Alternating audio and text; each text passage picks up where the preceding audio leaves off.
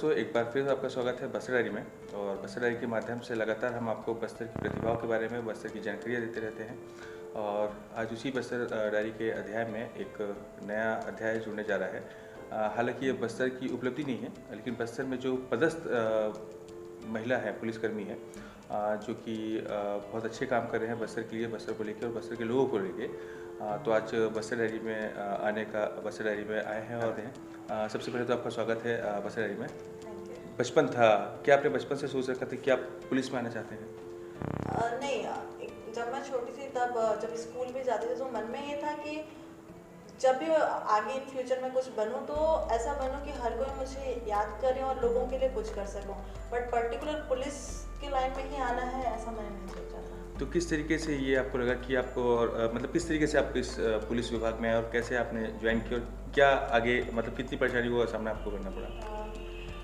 Police uniform देखने से एक अट्रैक्शन तो रहता है, खासकर जब हम लोग किसी महिला पुलिस अधिकारी को देखते हैं तो एक बार मन में बहुत ज़्यादा आता है कि काश ये यूनिफॉर्म हमें बने। और खासकर जब हम स्कूल में रहते हैं तो स्कूल में रेड क्रॉस का यूनिफॉर्म, स्काउट गाइड का यूनिफॉर्म, उसको पहन के अपने आप में इतना प्राउड फील होता था कि हम ही मतलब देश की सेवा करने के लिए हम ही सबसे पहले आगे हैं करके। तो ऐसे में जब अगर पुलिस का यूनिफॉर्म ही मिल जाएगा तो उसमें तो हम लोग डायरेक्टली देश की सेवा कर सकते हैं। और इसके पहले मैं एक और सर्विस में थी, रेवेन्यू इंस्पेक्टर की में, तो उस समय तक मुझे सीजीपीएससी के बारे में उतनी आइडिया नहीं था। और उस समय मेरे जो बैचमेट्स थे उन्होंने सीजीपीएससी का एग्ज़ाम अटेम्प्ट किया था और कुछ का जो रिजल्ट था बहुत अच्छा आया था, बट उनमें से किसी का डीएसपी में सिलेक्शन नहीं हुआ था। बट उस समय उन्होंने डिस्कस ऐसे कर रहे थे कि डीएसपी में सिलेक्शन होता, इतने रैंक में हो जाता। तो मेरे दिमाग में आया कि अच्छा, अगर हम सीजीपीएससी का एग्ज़ाम देंगे और इसमें इतना नंबर ले आएंगे, अगर रैंक अच्छा रहेगा तो डीएसपी में सिलेक्शन हो सकता है।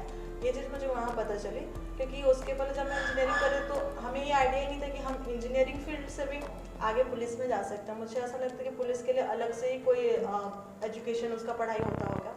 फिर वहाँ से मुझे सीजीपीएससी के बारे में आइडिया मिला और फिर मैंने सीजीपीएससी एग्ज़ाम का तैयारी किया और जॉब के साथ साथ मैंने तैयारी किया। थोड़ा सा मुझे उसमें दिक्कत होता था क्योंकि मैं ऑलरेडी एक जॉब में थी, बट जो मेरी साथ जो स्टाफ थे वो लोग बहुत सपोर्टिव थे, उन्होंने काफ़ी हेल्प की मेरी।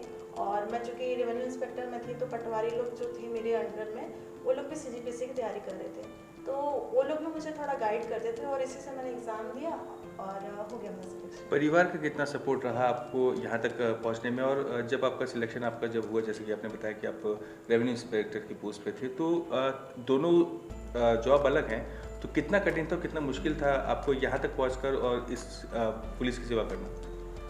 जब मैं रेवेन्यू इंस्पेक्टर की जॉब में थी तो घर वाले बहुत प्राउड फील करते थे कि क्योंकि हमारे खानदान में मैं पहली ऐसी लड़की थी जो लड़की इनमें से, मतलब हम लड़के भी कोई गवर्नमेंट जॉब में नहीं आए थे और उस समय मैं लड़की होकर गवर्नमेंट जॉब में आई थी, तो इसीलिए बहुत प्राउड फील करते थे।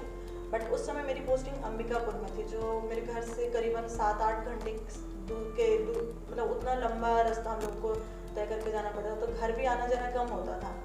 उस समय पेरेंट्स से जब मैं बात करती थी, खासकर मम्मी से, तो वो मुझे बहुत मोटिवेट करती थी। मैं उनको बताई कि मैं सीजीपीएससी की एग्ज़ाम की तैयारी कर रही हूँ और मेरे भैया भी उस समय तैयारी कर रहे थे, तो वो जो भी मटेरियल पढ़ते थे मुझे भी फॉरवर्ड कर देते थे कि तू इससे पढ़ना, ये तेरे लिए हेल्पफुल होगा करके। और एक अगर परिवार के सपोर्ट की बात करें तो उस समय एक ऐसा इंसिडेंट हुआ था, जैसे मेरी मम्मी के पैर में घाव हो गया था और उनका ऑपरेशन भी हो गया था। और जिस दिन ऑपरेशन हुआ था उसके 2 दिन बाद हम लोगों का प्रीलिम्स का एग्ज़ाम बना था, तो मेरे घर वालों ने मुझे बताया नहीं था कि इतना बड़ा घर में इंसिडेंट हो गया है, और सिर्फ इसलिए कि हम लोग एग्ज़ाम दे सकें और स्ट्रेस न लें। तो एग्ज़ाम के अगले दिन घर वालों ने बताया कि ऐसा ऐसा हुआ है। तो आप लोग सोच सकते हैं कि माँ बाप अपनी सारी तकलीफें छुपा के सिर्फ इसलिए चुप रहते हैं कि उनके बच्चे कुछ पढ़े लिख के आगे बढ़ें। अधिकतर क्या होता है, आज भी लोगों की धारणाएं बनी है कि महिला एक नौकरी कैसे कर सकती है, और जबकि पुलिस की नौकरी में है। तो क्या आप एक छोटे से गांव से हैं, मेरे ख्याल से शायद जी, बहुत छोटे से गांव से, जैसा कि मैंने सुना था और पढ़ा भी था कहीं पर, तो वहाँ से उस गांव से एक महिला नौकरी करे, पहले रेवेन्यू इंस्पेक्टर, उसके बाद पुलिस की अच्छी पोस्ट पे, तो मतलब गांव में लोग क्या बोले लोग गांव में? जब मैं जॉब में नहीं आई थी उस समय मेरे लिए बहुत डिफ़िकल्ट रहता था। इवन हमारे गांव में, मैं आपको फैक्ट बता रही हूँ, जब मैं प्राइमरी 5वीं तक ही हमारे गांव में स्कूल है, तो वहाँ तक जितने लोगों के साथ मैंने पढ़ा, जब मैं 6वीं से आगे बढ़ी तो हम लोगों का स्कूल थोड़ा अलग हुआ। फिर 12वीं के बाद मतलब जो जिनके साथ मैंने बचपन में पढ़ना शुरू किया, 12वीं के बाद किसी ने पढ़ाई कंटिन्यू नहीं रखा था। जो मेरे साथ मेरे कज़न थी, उसने भी 8th के बाद पढ़ाई छोड़ दिया था। तो उसके बाद फिर 12वीं के बाद आगे पढ़ना मेरे लिए बहुत बड़ा चैलेंज हो गया था। और उस समय एक ऐसा कंडीशन आ गया था कि मेरे जो स्कूल के टीचर्स थे, उन्होंने घर में आके घर वालों को समझाया कि नहीं, इसको आगे और पढ़ाना चाहिए, इसका रिजल्ट अच्छा है, बच्चे बहुत मेहनत करते हैं। तो पापा एग्री हुए और फिर मैं इंजीनियरिंग की पढ़ाई करती हूँ। और इंजीनियरिंग के बाद फिर 1 साल जब मेरी जॉब नहीं लगी थी, उस समय मैं एज अ टीचर एक प्राइवेट स्कूल में पढ़ा रही थी। तो उसमें मुझे ये टॉन्ट बहुत सुनने को मिलता था कि घर वालों ने इतना जिद करके इसको पढ़ा लिया तो भी क्या हुआ, मतलब इंजीनियरिंग करवाने के बाद भी प्राइवेट स्कूल में पढ़ा ही रही है, कौन सा बहुत बड़ा नौकरी कर रही है। इस टाइप की बातें मुझे सुनने को मिलती थी। तो एक अंदर से फील होता था कि नहीं, मुझे कुछ और करना है आगे, ये मेरा मंजिल नहीं है। तो वहाँ से एक मोटिवेशन मिलता था कि मुझे कुछ ऐसा करना है कि घर वाले सर उठा के बोले कि हाँ, ये हमारी बेटी है और हमने इसको पढ़ाया तो आज ये कुछ काबिल बनी है। और वहीं से फिर मैंने फिर तैयारी शुरू किया। फर्स्ट अटेम्प्ट में ही रेवेन्यू इंस्पेक्टर भी मैंने क्लियर कर लिया था। मतलब जो एम था आपका कि हाँ भाई बताना है मेरे को कि हमारी बेटी है, और देखो आज इसने क्या किया, वाकई काबिल तारीफ है कि आपने इतनी लगन और इतनी मेहनत से यहाँ तक पहुँचे हैं। वाकई सैल्यूट है आपके घर वालों को जिन्होंने आपको इतना सपोर्ट किया। जी बताइए। और एक चीज़ और था कि जैसे मेरी फैमिली में हम लोग पापा लोगों के, अगर सभी पापा लोगों के बच्चों को मिला के करें तो हम लोग के 22-23 हम लोग भाई बहन थे। तो उसमें से जितनी भी मेरी सिस्टर्स थी, मैंने किसी को जॉब करते नहीं देखा। मैंने मैक्सिमम ये देखा कि वो लोग जाके शादी हो जाती थी 19-20 साल में, और उसके बाद वो ससुराल में जाके उनकी लाइफ वहीं तक सीमित हो जाती थी। तो मैं कभी नहीं चाहती थी कि मेरी लाइफ सिर्फ ससुराल और मायके में ही रहे। मैं आगे अपने लाइफ में खुल के, मतलब लोगों के बीच में मैं काम करूं और लोगों के लिए काम करने का मेरे में था कि मैं ऐसे नहीं कि एक फ्लो में बस रहे और 2 रुपए का अगर मुझे कुछ खरीदना भी हो तो उसमें हस्बैंड से पैसा मांगने के बाद ही मैं कुछ कर सकूं। मेरी मम्मी जो थी वो एक हाउसवाइफ के साथ साथ हम लोग एक किराना स्टोर था, तो उसमें मम्मी उसी में पैसा उनको मिलता था, तो उसी में हम लोगों को जैसे कुछ पैसे वगैरह चाहिए थे तो हम लोग मम्मी से बोलते थे, पापा से बोलते नहीं थे। तो ये चीज़ मैं भी चाहती थी कि इन फ्यूचर अगर कभी मेरे से कोई डिपेंडेंट हो तो मुझसे पैसे मांगे, ना कि मेरे हस्बैंड या किसी जेंट्स के उस पे ही डिपेंडेंट रहे। तो इसीलिए मुझे इंडिपेंडेंट बनना था। अच्छा, अधिकतर होता है कि हम लोग बस्तर में किसी की भी पोस्टिंग होती है, किसी पुलिस अधिकारी की पोस्टिंग होती है, तो दिल में एक घबराहट सी होती है और बहुत से लोग आते भी हैं।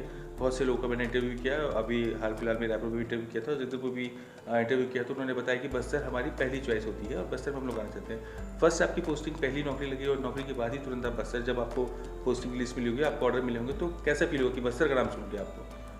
जब हम लोगों का एकेडमी में ट्रेनिंग कंप्लीट हुआ तो उसके बाद मेरी बिलासपुर में फील्ड ट्रेनिंग के लिए पोस्टिंग हुई थी, और उसी समय हमारे जो सीनियर्स थे उनके पूरे बैच को बस्तर रेंज में ही पोस्टिंग मिला। तो उस समय से मेरे को इतना आइडिया तो था कि जब हमारे बैच की पोस्टिंग होगी तो हमारा बस्तर रेंज में ही पोस्टिंग होगा। सो आई वॉज मेंटली प्रिपेयर्ड कि हाँ, मेरी फर्स्ट पोस्टिंग बस्तर में होगी। और मैं चाहती भी थी कि क्योंकि हम लोग अभी यंग एज में हैं और जितना पहले सुने रहते कि बस्तर में जाने से दौड़ भाग बहुत करना रहता है, नक्सलियों से लड़ने जाना पड़ेगा और उस टाइप का माहौल के बारे में बहुत सुने थे। तो मैं चाहती थी कि अभी मैं जितना फिट हूँ, अभी जस्ट मैंने ट्रेनिंग कंप्लीट किया, तो अभी ही मैं बस्तर जाऊँ और वहाँ पे कुछ काम करूँ। बस्तर के बारे में आप क्या पूछना चाहते हैं? आप बस्तर तो लगभग घूमे होंगे, गए होंगे, और बस्तर के लोगों के बारे में, अब जगदलपुर में आप पोस्टेड है, तो क्या लगता है कि जिस तरीके से बस्तर की छवि बनाई जा रही है बाहर बाकी जगह है, तो अब आपको खुद आके यहाँ पे देख रहे हो तो आपको क्या लगता है कि बस्तर डिफरेंट है या बहुत खूबसूरत है? बस्तर तो नो डाउट बहुत ज़्यादा खूबसूरत है। इवन मेरी फ्रेंड्स लोगों से जब भी बात होती है तो मैं उनको एक ही सजेशन देती हूँ कि तुम लोग बाहर छत्तीसगढ़ से बाहर क्यों घूमने जाते हो, एक बार बस्तर आके घूमो, फिर लगेगा कि नहीं यार, जो नेचुरल ब्यूटी है, जो एक प्राकृतिक सुंदरता जिसकी तलाश हम लोग करते रहते हैं। हम लोग कई सीन है जैसे लोग मनाली गोवा इधर घूमने जाते हैं, उससे खूबसूरत जगह तो बस्तर ही है जो अपने स्टेट में ही है, और यहाँ पे इतनी अच्छी अच्छी चीज़ें हैं। और अभी बस्तर अगर हम डिस्ट्रिक्ट की बात करें तो ये बहुत ही डेवलपिंग फेज में है।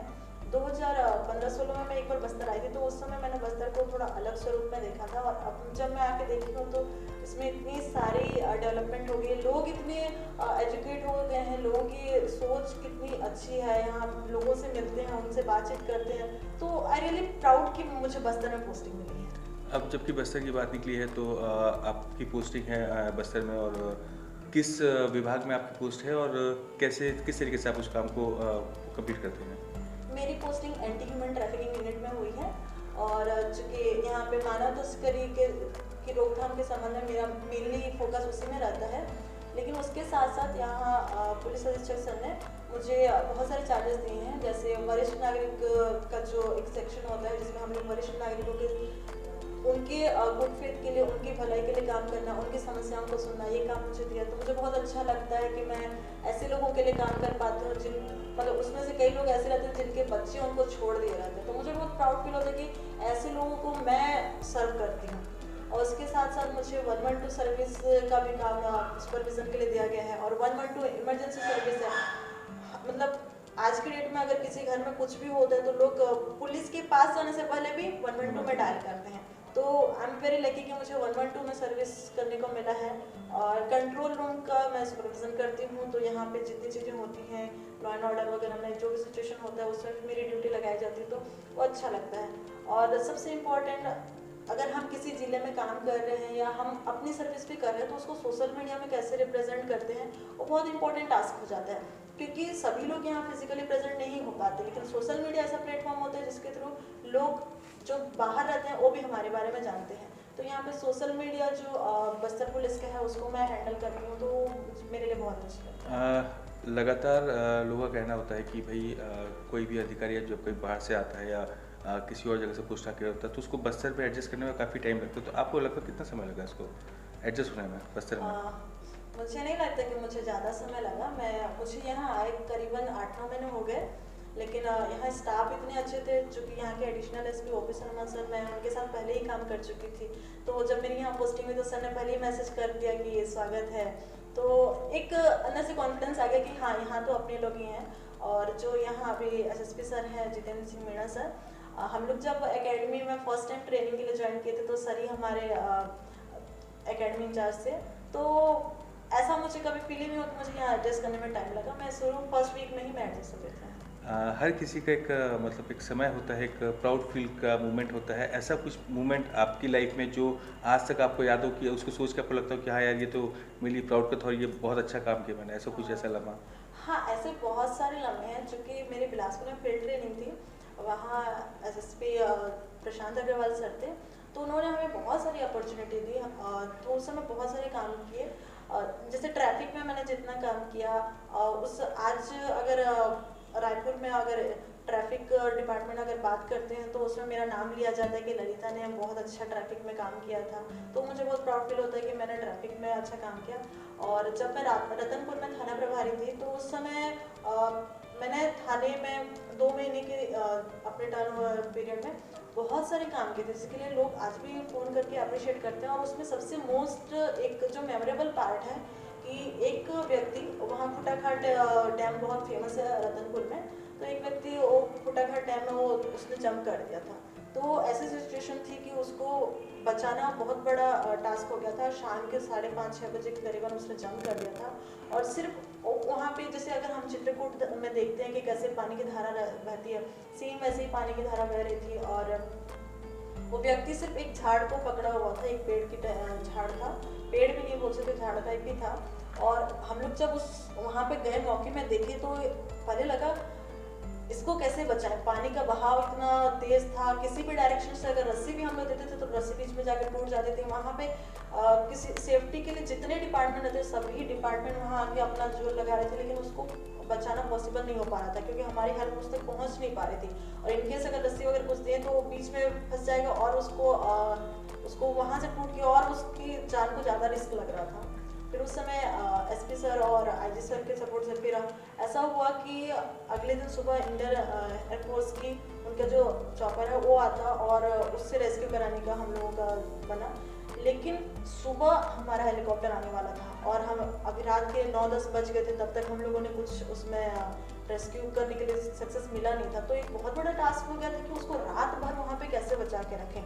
तो उस समय हम लोग कंटिन्यू मतलब 1 सेकंड के लिए भी वहाँ से हम लोग बाहर नहीं गए और उस व्यक्ति को आवाज़ देते रहे कि उसका हौसला बढ़ाते रहे कि तुम उस झाड़ को पकड़े रहो, हम लोग हैं बचाने के लिए, और उसको लाइट दिखा रहे थे ताकि, क्योंकि वो सीन जो था उसको सोचने में भी दिल दहल जाएगा कि वो एकदम अंधेरा है और उसमें इतना पानी धार बह रहा है और उसमें बीच में किसी व्यक्ति का फंसा होना, तो सोच के भी डर लग जाता है। बट उसको हम लोगों ने अच्छे से उसका हौसला बढ़ाया और सुबह करीबन 6-6:30 बजे अपना इंडियन एयरफोर्स की चॉपर आई और उसको बचा के लेके गई। तो ये बहुत बड़ा नेशनल न्यूज़ भी बना था और उसमें बहुत ज़्यादा खुशी हुई थी कि हम लोगों ने हमारी कोशिश से एक व्यक्ति की जान बची। एक लम्हा, एक सपोर्ट होता है कि हर किसी के सक्सेस के पीछे एक बंदा होता है जिसे हम लोग बोलते हैं आइडियल। तो ऐसा कोई आइडियल आपके लाइफ में आपको लगता है कि ये मेरा आइडियल है?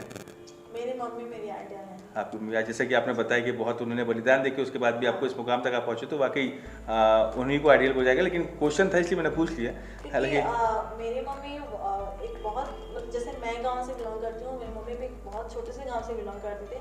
मम्मी ने सिर्फ 5वीं तक पढ़ाई की थी और मम्मी के साथ वाले जितने लोग थे उनमें से किसी ने भी अपनी लाइफ में वो मुकाम हासिल नहीं किया था जितना मेरी मम्मी ने हासिल किया था। मम्मी के 4 भाई भी हैं, लेकिन मम्मी हमेशा अपने भाइयों को सपोर्ट करती थी। कभी ये नहीं था कि उनके भाइयों से उनको सपोर्ट लेने की ज़रूरत पड़ी।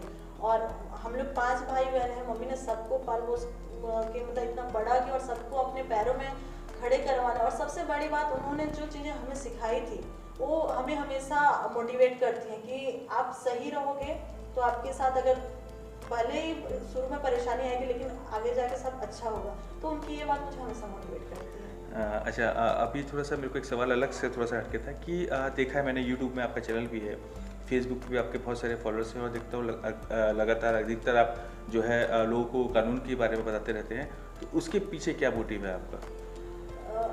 एक्चुअली मुझे पढ़ाने का बहुत शौक था। इवन जब मैं इंटरव्यू दी थी तो उसमें भी मैंने हॉबी में टीचिंग लिखा था और कॉलेज के बाद भी मैं 1 साल टीचर रही। और जब मैं रेवेन्यू इंस्पेक्टर बनी थी तो वहाँ पे जॉब के साथ साथ सरगुजा रेंज में 5 जिले थे, उस 5 जिलों के जो पटवारी बने थे उन लोगों की ट्रेनिंग का जब वक्त आया तो मैंने 1 साल उनको भी ट्रेन किया था। तो कहीं ना कहीं पढ़ाई से मैं हमेशा जुड़ी रही। पढ़ाई के माध्यम से जो बस्तर के दर्शक है और जो बाकी दर्शक हो, उनको कोई संदेश आपकी तरफ से मतलब कानून का जो ज्ञान है जिसे बोल सकते हैं, या फिर जो चीज़ें आप लोगों को बताती हैं उसका कोई संदेश? और जैसा कि पता चला कि मेरे को खुद पता चला कि कुछ जो बेसहारा लोग रहते हैं, जो बुजुर्ग लोग रहते हैं, उनकी भी आप मदद करते हैं। तो कुछ ऐसा संदेश जो लोगों को पता चले और लोग उस मदद के लिए आपके पास तक पहुँचे?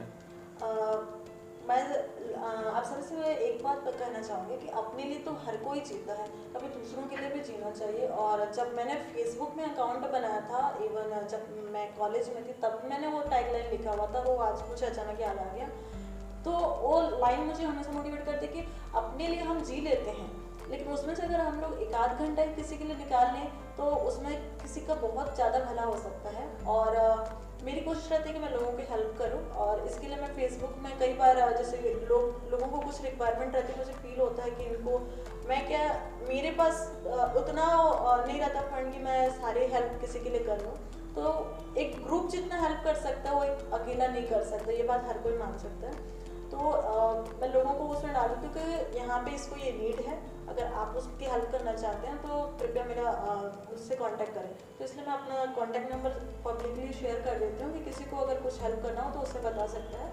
और जैसे कि यहाँ पे एक आश्रम है, वहाँ बच्चे रहते हैं और जो वृद्धाश्रम है वहाँ पे लोग अपने परिवार से दूर रहते हैं। और उसके बाद भी जैसे सीनियर सिटीजन में मैं अभी काम की तो मैंने देखा कि लोग वृद्धाश्रम में नहीं रहते बट फिर भी अपने गांव में अकेले रहते हैं, जिनको हेल्प की ज़रूरत रहती है। और सिर्फ उनको ज़्यादा हेल्प नहीं, अगर किसी को एक कपड़ा, किसी को खाना, किसी को एक कॉपी बुक भी मिल जाता है तो उतने में वो खुश हो जाते हैं। तो मैं लोगों से ये कहना चाहूँगी कि आप अगर हर किसी की हेल्प नहीं कर सकते तो कम से कम किसी एक की हेल्प करें। और अगर मेरी हेल्प करना चाहते हैं, अगर मेरे साथ जुड़ना चाहते हैं तो मेरे YouTube चैनल पे भी आप कमेंट कर सकते हैं और इस वीडियो में भी आप कमेंट कर सकते हैं कि आप हमारे साथ जुड़ के लोगों की सेवा करना चाहते हैं। जैसे कि आपने देखा और सुना कि वाकई एक मदद जो है, अगर किसी को अपने समय से, हमारे खुद के समय से अगर किसी के लिए 1 घंटा भी निकाला जाए तो उसके लिए बहुत बड़ी बात होती है। तो लगातार ऐसी जानकारियों को और ऐसे लोगों से मिलने के लिए लगातार आप बने रहिए बस्तर डायरी के साथ।